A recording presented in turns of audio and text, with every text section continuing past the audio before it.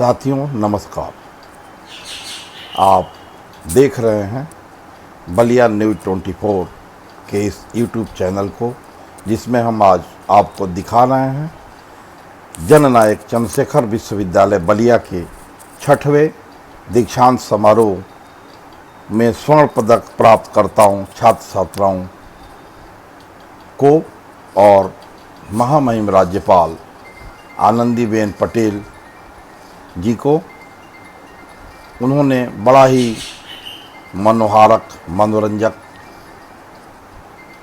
उत्साहवर्धक उद्बोधन दिया है। इस दीक्षांत समारोह को आप साथियों से निवेदन है कि आप महामहिम के उद्बोधन को सुने, देखें, समझें और अपने जीवन में उतारें। महामहिम राज्यपाल ने हम सबको, आप सबको, उपाधिधारकों को, प्रोफेसर्स को बड़ा ही अच्छा संदेश दिया है और इसमें एक विश्वविद्यालय स्तर पर सर्वोच्च स्थान प्राप्त करने वाली एमएससी जंतु विज्ञान की छात्रा को कुलाधिपति स्वर्ण पदक से भी सम्मानित किया है और कुल 42 गोल्ड मेडल के साथ ही कुलाधिपति गोल्ड मेडल को मिलाकर के कुल 43 छात्र छात्राओं को स्वर्ण पदक प्रदान किया गया और कुल 23,344 छात्र छात्राओं को उपाधि, डिग्री प्रदान किया गया। में अधिकांश छात्राएं हैं, उन्होंने स्वर्ण पदक दिया है। यह वीडियो थोड़ा लंबा हो सकता है। 3 घंटे के कार्यक्रम को हमने 36 मिनट कुछ सेकंडों में समेटने की कोशिश की है। आप अपने टिप्पणी के माध्यम से हमें बताएं ये वीडियो कैसा लगा। आप इस वीडियो को पूरा देखें, अवश्य देखें और आप हमारे इस यूट्यूब चैनल को लाइक करें, सब्सक्राइब करें और अपने दोस्तों के साथ साझा करें। वीडियो देखने के लिए आपका बहुत बहुत धन्यवाद।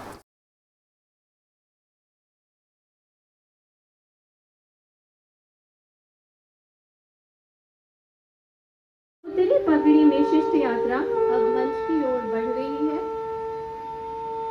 संगच ध्वम संवद ध्वम संवो मनानसी जानता इस विश्वविद्यालय का ध्येय वाक्य है, जिसकी झलक यहाँ सभागार में दिख रही है। हम सब एक साथ चले, एक साथ बोले और हमारे मन एक हो। माननीय का इस विश्वविद्यालय के प्रति विशेष अपनत्व है। महामहिम के कुशल नेतृत्व एवं मार्गदर्शन में विश्वविद्यालय निरंतर शैक्षणिक उत्कर्ष की ओर बढ़ रहा है। यह पूरा परिसर महामहिम के आगमन से झूम उठा है। जनपद खुशी से झूम रहा है। यह दीक्षांत सभागार गदगद है। विश्वविद्यालय परिसर प्रसन्नचित्त है। समस्त विद्वज्जन एवं प्रतिभाशाली छात्र महामहिम के स्वागत एवं सम्मान में खड़े होकर उनका अभिवादन कर रहे हैं। यह क्षण अनिर्वचनीय है, इसे शब्दों में बांधना कठिन है। अब कार्यक्रम का शुभ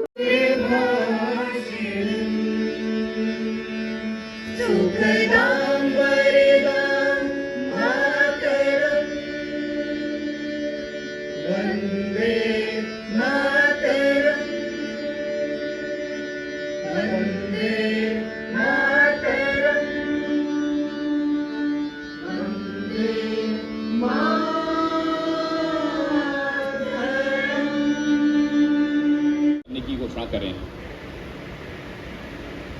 मैं 6वें दीक्षांत समारोह के शुभारंभ की घोषणा करती हूँ। बहुत बहुत धन्यवाद। और बाबा बिरगू की तपोभूमि पर आप सभी का मैं 6वें दीक्षांत समारोह में स्वागत, अभिनंदन, वंदन करता हूँ। हमारे बीच में हम सबकी मार्गदर्शिका और जननायक चंद्रशेखर विश्वविद्यालय की कुलाधिपति श्रीमती आनंदीबेन पटेल जी, मुख्य अतिथि आरसी चौधरी जी जो कि एक कृषि वैज्ञानिक हैं, हमारे बड़े भाई और हम लोगों के मार्गदर्शक श्री योगेंद्र उपाध्याय जी जो कि कैबिनेट मंत्री उच्च शिक्षा हैं, साथ में हमारे बीच में विशिष्ट अतिथि के नाते श्रीमती रजनीश तिवारी जी जो राज्य मंत्री उच्च शिक्षा उत्तर प्रदेश हैं तथा विश्वविद्यालय के कार्य परिषद विद्या परिषद के सदस्य, प्राचार्य, प्रबंधक एवं छायाकार बंधु तथा प्रसारक संघ के अधिकारीगण, साथ में अन्य जो छात्र और छात्राएं, अन्य उनके अभिभावक, मैं सबका विश्वविद्यालय परिवार की तरफ से स्वागत, अभिनंदन, वंदन करता हूं। धन्यवाद माननीय।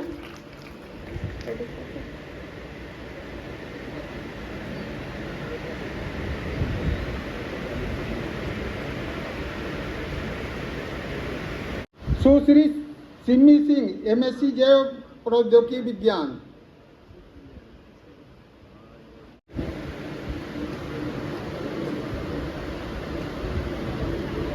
छात्रों के लिए अत्यंत ही गौरव का क्षण,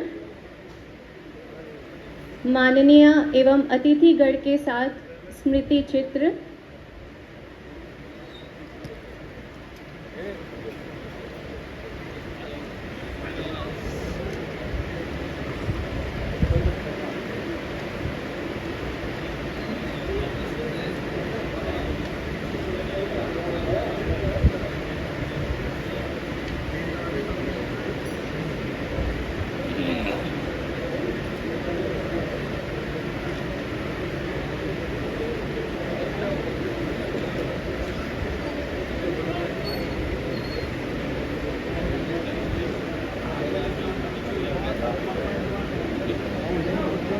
हमारी स्वर्ण एवं कला में सत्यम प्रतिभागी रहे हैं। इधर को इधर।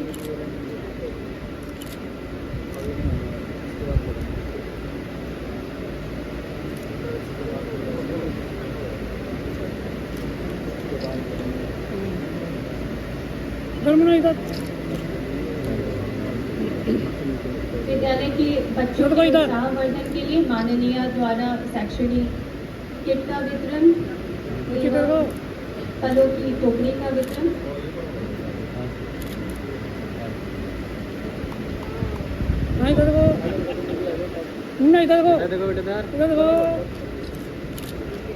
माननीय का छोटे बच्चों के लिए विशेष अपनत्व रहता है तथा वो इस समय पे उनके उत्साहवर्धन के लिए पुस्तकें एवं गिफ्ट भेंट करती हैं।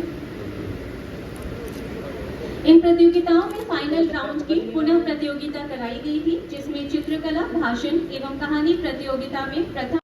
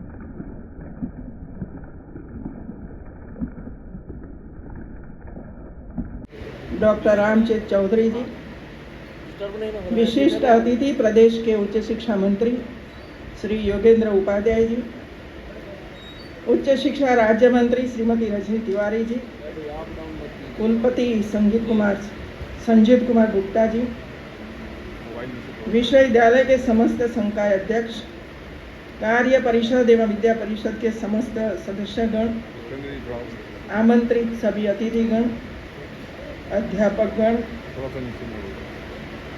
विभिन्न विद्यालय से आए हुए सभी प्यारे बच्चे, आंगनवाड़ी के सभी कार्यकर्त्रियां, देवियों और सज्जनों,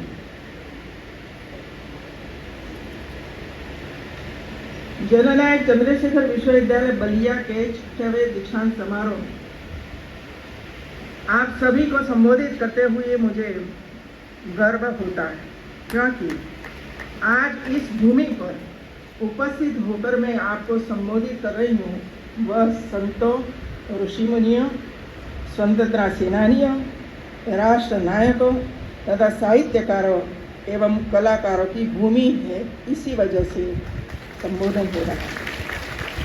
प्रथम स्वाधीनता संग्राम के नायक मंगल पांडे तथा सन 42 की क्रांति के नायक चित्तू पांडे इसी धरती की उपज रही है।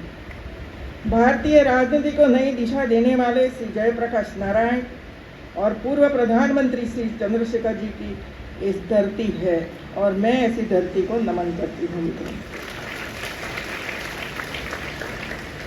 आज के कार्यक्रम के मुख्य अतिथि पद्मश्री डॉक्टर रामचंद्र चौधरी जी, आपने इस क्षेत्र को विलुप्त होते काला नमक चावल को पुनर्जीवित ही नहीं किया, बल्कि आज इसकी गूंज पूरी दुनिया में गूंज रही है। आप सभी इनके ओजस्वी उद्बोधन से लाभान्वित होंगे मित्रों।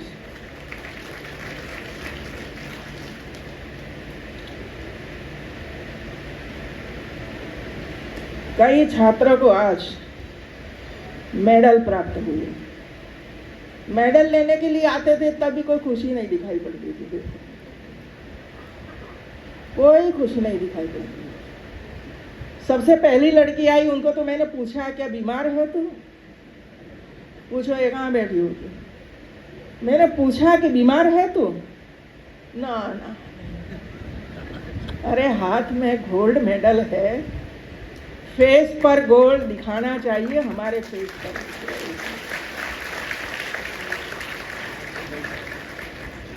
न चाल में गोल्ड मेडल, न फेस पर चांद मेडल, न शक्ति में गोल्ड मेडल, ये सब में दिखाई पड़ना चाहिए मित्रों। ऐसे सभी हमारे होनहार बच्चों को बहुत बहुत बधाई देती हूँ। सबसे ज्यादा तो लड़कियां हैं इसमें, सबसे ज्यादा लड़की है। सामने बैठे हो ना आप लोग, सोच लीजिए कैसे धीरे धीरे करके लड़कियां, कन्याएं आगे बढ़ रही हैं। और आपके संतानों जिसके पीछे हम घूमते रहते, दूध पियो, ये खाओ, ये खाओ, ये खाओ, वो पिछड़ रहे हैं। ये पिछड़ रहे हैं, मतलब आप लोग पिछड़ रहे हो मित्रों। एक दीक्षांत समारोह में हम लोगों ने पूछा लड़कियां क्या करेगी, तो लड़कियों ने जवाब दिया हम शिक्षा नीति करेंगे, शिक्षा में ये करेंगे, ये करेंगे, ये करेंगे।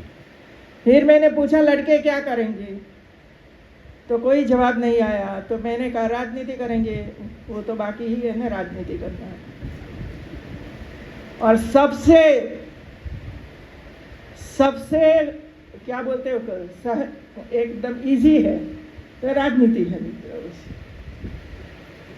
एक यूनिवर्सिटी के स्टूडेंट 8-10 बड़ी यूनिवर्सिटी के मैदान में बैठे रहते थे स्ट्राइक पर, और मैं रोज देखती थी 8-10 बैठे रहते थे। फिर मैंने कहा कि भाई राजभवन में बुलाइए, उनका कोई प्रॉब्लम होगा। तो 8-10 लोगों को राजभवन में बुलाया, मैंने बुलाया कि आइए। आए सब, मैंने पूछा आपका प्रॉब्लम क्या है, आप 8-10 दिन से बैठे हो तो बोले कि नहीं प्रॉब्लम तो कोई नहीं है, तो क्यों बैठे रहते हो? इसी वजह से हम बैठते हैं कि हमें नेतृत्व चाहिए, नेता बनना है, नेता बनना है। इसी वजह से हम बैठते हैं और राजनीति करते हैं ना मित्रों। फिर मैंने पूछा कहाँ से सीखे ये सब कुछ कि स्ट्राइक करोगे, वैसे इससे वैसे बोलोगे तो आप नेता बन जाओगे? तो 4-5 लोगों का नाम गिनाया मुझे कि वो ये छात्र नेता थे, वो ये छात्र नेता थे। मित्रों, लेकिन आपने गहराई से देखा कि ये छात्र नेता कैसे बने थे? जयप्रकाश नारायण छात्र नेता थे, लेकिन भ्रष्टाचार के मामले में वो पूरे देश में पहचाने जाते थे। इसके लिए वो उन्होंने नेतृत्व किया था। मित्रों, कोई कॉज तो होना चाहिए ना भाई, कोई कारण तो होना चाहिए ना।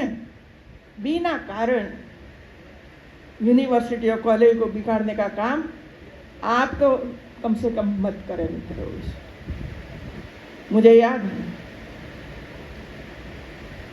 यही यूनिवर्सिटी में पहले मैंने सोचा कि मैं बताऊं कि नहीं बताऊं, लेकिन वरिष्ठ नागरिक जब बैठे हैं, सिर्फ एक ही व्यक्ति के एप्लीकेशन पर, एक ही व्यक्ति की एप्लीकेशन पर इधर के जो अध्यापकों का सैलरी 3 महीने तक नहीं दिया गया था मित्रों।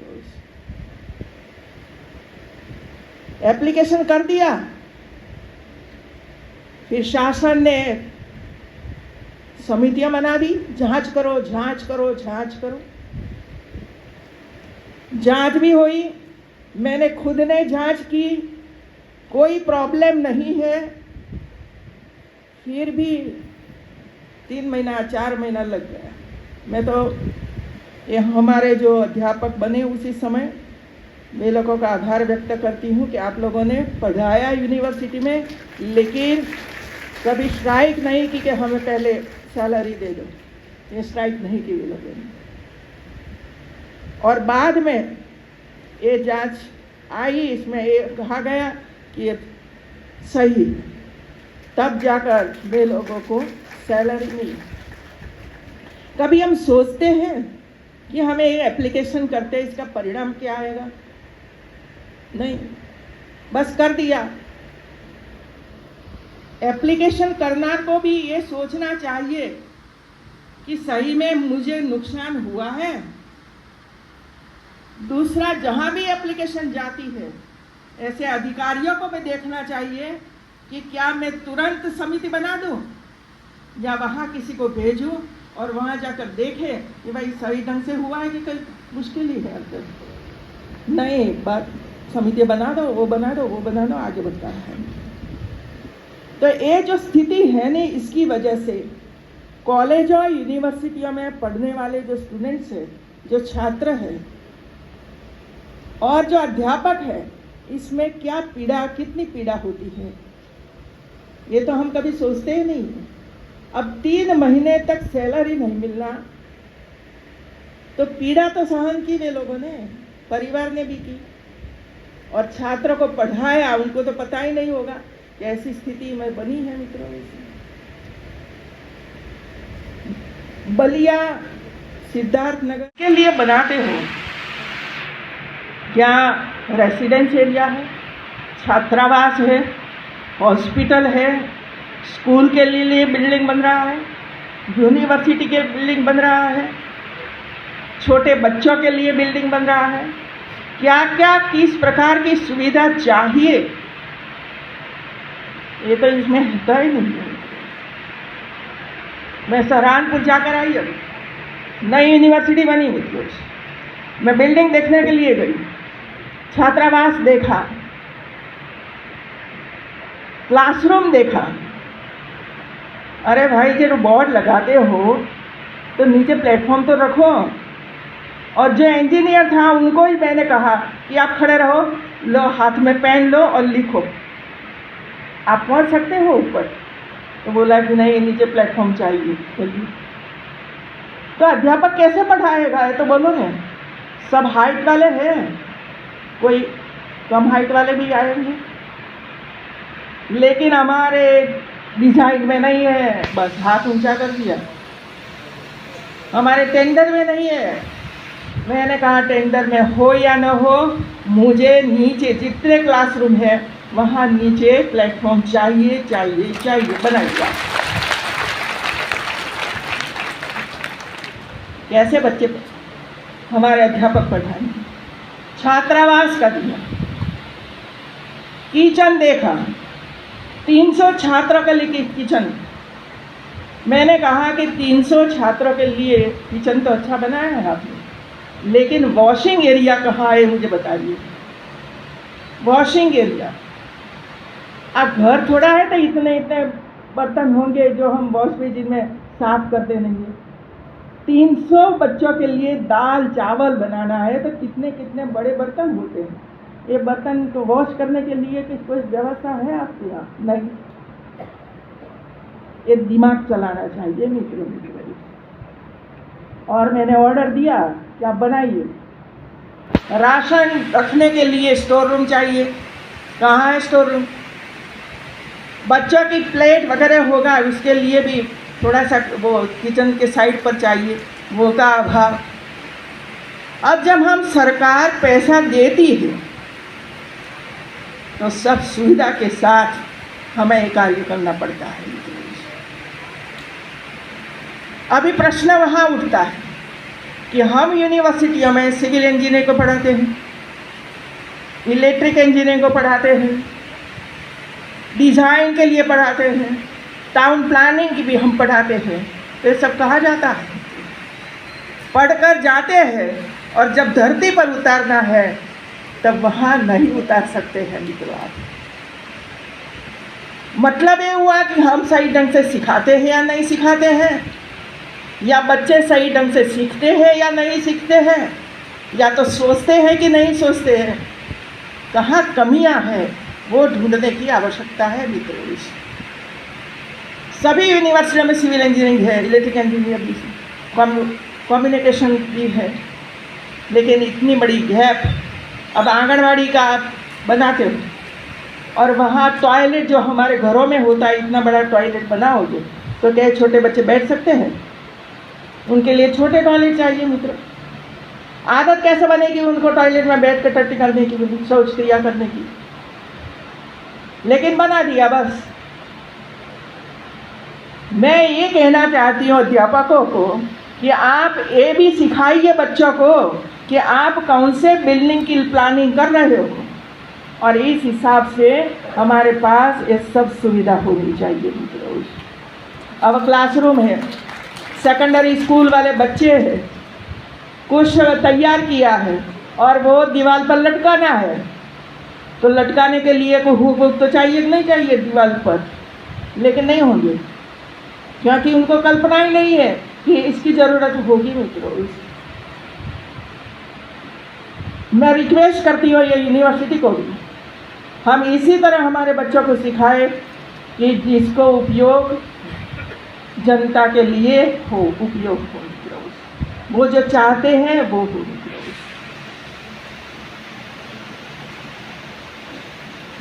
विधि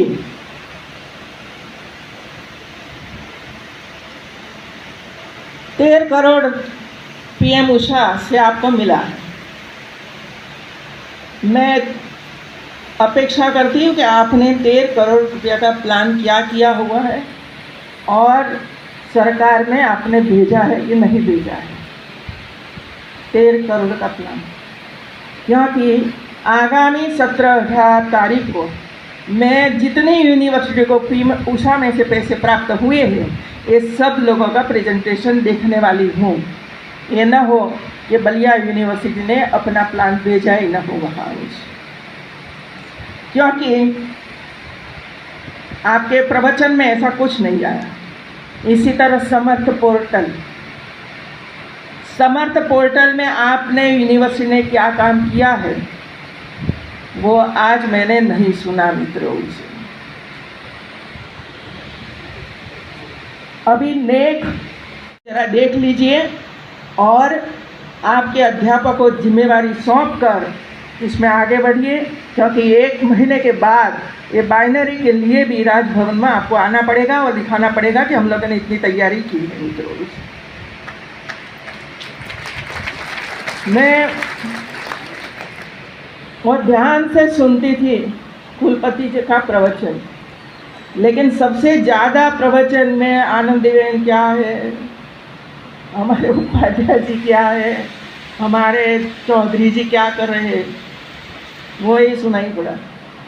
लेकिन ये यूनिवर्सिटी ने पिछले 1 साल में क्या काम किया नया, इसमें मैंने कहीं नहीं देखा मित्रों। स्पोर्ट्स की प्रवृत्ति होती है कि नहीं होती? स्पोर्ट क्या काम किए थे आप लोग, क्या सांस्कृतिक प्रवृत्तियाँ करी? ये आपने जो मेरे पास विमोचन करवाया वो तो सब जो नए नए जो दिन हम वो करते सेलिब्रेट करते वही दिन का मैंने देखा, इसमें और कुछ नहीं देखा। इंक्यूबेशन सेंटर मित्रों चर्चा कर दी है आपने, लेकिन इंक्यूबेशन सेंटर अभी तक बना नहीं है। कौशल विकास सबसे बहुत ही इम्पोर्टेंट जरूरी है ये एरिया के लिए, कौशल विकास में बच्चों को आगे बढ़ाने के लिए, क्योंकि ये एरिया ऐसा है जो हमारे विद्यार्थियों को हम कौशल विकास में आगे नहीं बढ़ाएंगे, क्योंकि अलग अलग प्रकार का कौशल है सब लोगों में। इसके लिए प्रयास करना पड़ेगा यूनिवर्सिटी में मुझे। और ये इस बार हमारे प्रधानमंत्री जी ने कौशल विकास के लिए एक स्टूडेंट्स को 7.5 लाख रुपया देने का प्रावधान बजट में किया है मित्रों। यदि यूनिवर्सिटी ऐसा संकुल ही नहीं बनाएगी कौशल विकास के लिए, तो स्टूडेंट को लाभ कैसे मिलेगा? 1.28 लाख करोड़ का बजट हायर एजुकेशन का है मित्रों, और अलग अलग डिपार्टमेंट का तो अलग अलग बजट है। आपको ये देखना पड़ेगा और प्रोजेक्ट तैयार करना पड़ेगा कि जो प्रोजेक्ट भारत सरकार में जाए और सैंक्शन हो, पैसा मिले और इसके लिए आप काम करें, तो हमारे विद्यार्थियों को इसका लाभ प्राप्त हो। इसी तरह भारत की जितनी बड़ी बड़ी कंपनियां हैं, इसलिए सभी कंपनियों का मालिकों को, सीईओ को ये कहा है कि हमारे जो जितने बच्चे हैं जो इंटर्नशिप करने के लिए आपके यहाँ आना चाहते हैं, तो आप मना नहीं कर सकते हो। दुनिया में इंटर्नशिप, आप मानो कि बैंक में गए और आपको रोजगार करने के लिए 10 लाख 15 लाख रुपये मना नहीं कर सकती है। इंटरेस्ट नहीं लेगी, समय पे ही वापस करना है, ये भी प्रावधान है। और प्रावधान किया कि हमारी सरकारी नौकरियों की, क्योंकि सरकारी नौकरियों तो मेरिट के आधार पर हो रही है, जिसका हाई मेरिट होगा पहले आएगा, और जो पीछे वाले हैं वे कहाँ जाएंगे? तो ये इसके लिए है, कौशल विकास इसके लिए है, कंपनियों में इंटर्नशिप करने के लिए जाने के लिए इनके लिए है। मुद्रा योजना में 10 लाख रुपया मिलता था, अब इसमें बढ़ाकर 20 लाख रुपया किया है, ये भी ऐसे ही होनहार बच्चों के लिए है। और इसका लाभ उठाकर हमें अपना काम, हमें अपना रोजगार शुरू करना है, और आगे जाकर आप ही रोजगार देने वाले बन जाओगे, और जो सरकारी नौकरी करते होंगे ना, वो वहाँ बैठे रहेंगे, वो किसी को नौकरी नहीं दे सकते। तो ऐसे जो व्यवस्थाएं राज्य सरकार, केंद्र सरकार कर रही है, इसमें आपको जोड़ना है। किस तरह जोड़ोगे, ये आप सबकी जिम्मेवारी है मित्रों, अध्यापकों की जिम्मेवारी है। आप जरा सोच लीजिए और इसके लिए प्लान बनाइए मित्रों। कंप्यूटर लैब, प्लेसमेंट सेल, अलग अलग प्रकार की लैब विधि शुरू किया है आप लोगों ने। इसमें लैब है, बनी है, बनने जा रही है, क्या है इसका कोई उल्लेख नहीं हुआ। और 10 वर्ष का प्लान, आगामी 10 साल में ये यूनिवर्सिटी को आप किस तरह आगे बढ़ाओगे, ये साल में ये होगा, ये साल में ये होगा, ये साल में ये होगा, ऐसे करते करते यूनिवर्सिटी आगे बढ़ती है मित्रों। कृषि का विकास। अब इधर हमारे पद्मश्री चौधरी जी आए, इतनी अच्छी अच्छी बातें बताई हम लोगों को।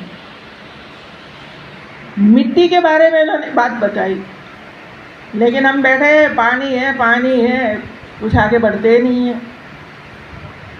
तो जितने भी पद्मश्री कृषि जगत में प्राप्त किया हो, ऐसे कृषि जगत के ऐसे होनहार हमारे संशोधकों, रिसर्चर को इकट्ठा करिए और सजेशन लीजिए उनके पास से कि भाई बताइए कि ये यूनिवर्सिटी और ये एरिया कृषि क्षेत्र में कैसे आगे बढ़ सकता है। उन्होंने ये भी बताया कि पहले ये होता था, हम उसको जीवित कर सकते हैं मित्रों, जीवित कर सकते हैं फिर से, लेकिन इसमें लैब करनी पड़ेगी, आपको कई प्रयास करना पड़ेगा तो ही जीवित होगा, बाकी तो नष्ट हो जाएगा आपका। तो एक काम ये यूनिवर्सिटी को करना है मित्रों, और करना चाहिए मित्रों। आपको जब भी बाइनरी में जाना है या तो एनआरएफ में जाना है या तो एशिया रैंक में भविष्य में जाना है, तो आपको कुछ न कुछ लेखन कार्य करना ही पड़ेगा मित्रों, लेखन कार्य करना पड़ेगा। मैंने एक बुक का विमोचन किया, क्या इतने अध्यापक है, हर साल 40 बुक तैयार नहीं हो सकती है? क्या करते हो मित्रों आप लोग? कई ऐसे लब्ध प्रतिष्ठित लोग हुए हैं, जरा उसके बारे में स्टडी करिए। कुछ नया रिसर्च हुआ तो लिखिए इसमें रिसर्च कैसे किया आप लोगों ने।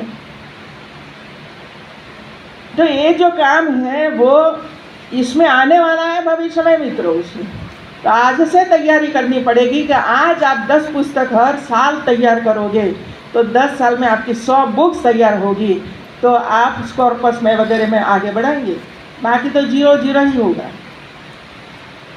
अभी आप ये नहीं कह सकते हमारे पास अध्यापक नहीं है, अध्यापक है आपके पास, लेकिन कमिटमेंट होना चाहिए, इसकी कमी है हमारे पास मित्रों। दूसरा, ये जो स्टूडेंट्स है इसमें कई प्रकार की क्वालिटी है, उनको प्रेरित करिए मित्रों। मैंने ये छोटे छोटे बच्चों की बुक देखी, कितना सुंदर पेंटिंग किया है वे लोगों ने। क्या ये छोटे बच्चों में इतनी होनहार क्वालिटी है, पेंटिंग की क्वालिटी, विचार की क्वालिटी है। एक बच्चा ने क्या किया, श्रवण माता पिता को लेकर जाता है दर्शन करवाने के लिए, इसका एक चित्र बनाता है और मुझे भेंट करने के लिए आता है। तो कितना उत्तम विचार है बच्चे का कि माता पिता की सेवा करनी चाहिए, वृद्धाश्रम नहीं भेजना चाहिए उसको। ये विचार कहाँ से आता है बच्चों में मित्रों? तो ये विचार के लिए प्रेरित करने का काम टीचर्स का है, आंगनवाड़ी का है, अध्यापकों का है मित्रों। इतना सुंदर काम जो प्राइमरी स्कूलों में हो सकता है तो क्या यूनिवर्सिटी में नहीं हो सकता है? विविध प्रकार की कंपटीशन आपके बीच में होनी चाहिए मित्रों, और ये कंपटीशन में से आप सिलेक्ट करो कौन अच्छी स्पीच दे सकता है। आपको पता है लोकसभा में हमारे स्पीकर पूरे देश भर में कंपटीशन करवाई संविधान पर, और ऐसे होनहार बच्चे तैयार होकर आए, और ये सभी बच्चे जहाँ प्रेसिडेंट बैठे हो, जहाँ हमारे प्रधानमंत्री जी बैठे थे, पूरी लोकसभा थी, और इसमें हमारे बच्चे यूनिवर्सिटी के छोटे छोटे बच्चे उनके सामने संविधान पर अपना प्रवचन देते थे। वो तो शक्ति है हमारे बच्चों में मित्रों। लेकिन प्रेरणा दिशा कौन देगा? वो तो आएंगे, बैठेंगे, लेक्चर लेंगे और चले जाएंगे। आपका एक कैलेंडर होना चाहिए कि हर दिन किस प्रकार की आयोजन ये यूनिवर्सिटी में होगी। 2 लेक्चर, इसके बाद घर पर मैं जो चाहिए पूरा एक कैलेंडर तैयार किया हो तो मुझे भेजिए। नहीं कैलेंडर तैयार किया है साल भर का तो तैयार करके भेजिए कि हम ऐसे ऐसी प्रवृत्ति बच्चों के पास करवाएंगे मित्रों। कंपटीशन करवाइए मित्रों, यूनिवर्सिटी के बीच में कंपटीशन करवाइए तो पता चले कि हमारी बलिया यूनिवर्सिटी कहाँ स्टैंड करती है मित्रों। और 1-2 बच्चे आगे निकल जाएंगे तो आपको कितना आनंद होगा कि हमें तो पता ही नहीं था कि हमारे यहाँ ऐसे होनहार बच्चे बच्चियाँ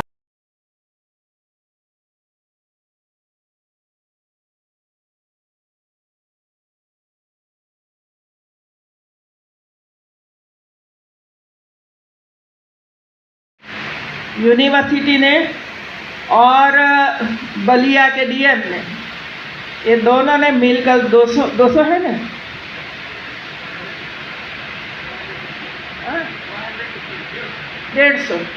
150 आंगनबाड़ी को एक किट दी गई है। ये सामान्य किट नहीं है मित्रों। बच्चों का मानसिक विकास, शारीरिक विकास, बौद्धिक विकास, सांवेगिक विकास हो सकता है, ऐसे वो इसमें कई चीज़ें हैं, उसका उपयोग करेंगे तो ये सर्वांगीण विकास की बात करते हैं ना, ये सर्वांगीण विकास की बात नहीं है। और आज तक पिछले 4 साल से ये अभियान चल रहा है पूरा उत्तर प्रदेश में। लगभग 20,000 आंगनवाड़ी तक एक किट पहुंची है मित्रों, 20,000 आंगनवाड़ी में। और ये सब जन सहयोग से है, जन सहयोग से। डीएम वगैरह काम करते हैं, वो भी जन सहयोग प्राप्त करते हैं और इसमें से लेते, क्योंकि उनके पास ऐसी ग्रांट नहीं होती है मित्रों। तो ये जो हमारे छोटे बच्चे हैं, लेकिन हमारा भविष्य है मित्रों, और ये भविष्य को अच्छी तरह से संभालना, अच्छी तरह से ज्ञान देना, अच्छी तरह से संस्कार देना और अच्छी तरह से राष्ट्र प्रेम जागृत करना, ये हमारा काम है मित्रों। और ये काम हो रहा है, होना चाहिए और आगे बढ़ना भी चाहिए मित्रों। और ये काम हमारी आंगनवाड़ी कार्यकर्त्री कर रही है, इसी वजह से मैं उसको बहुत बहुत बधाई देती हूँ मित्रों।